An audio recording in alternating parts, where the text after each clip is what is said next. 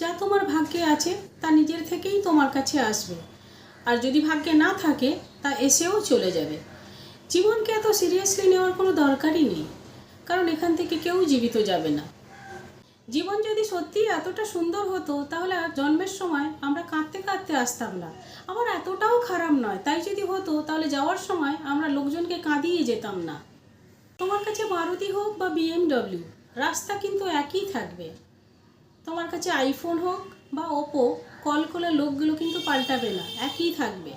তুমি ইকোনমিক ক্লাসে যাও আর বিজনেস ক্লাসে যাও, তোমার কিন্তু একই সময় লাগবে। তুমি হাতে রোলেক্স পরো আর টাইটান পরো, সময় কিন্তু একই থাকবে। ইনকাম বেশি করো বা কম করো, উপর থেকে ডাক এলে কিন্তু সবাইকে খালি হাতে যেতে হবে। উজ্জ্বল ভবিষ্যতের স্বপ্ন দেখতে কোনো দোষ নেই, কিন্তু তা যেন লোভে পরিণত না হয়।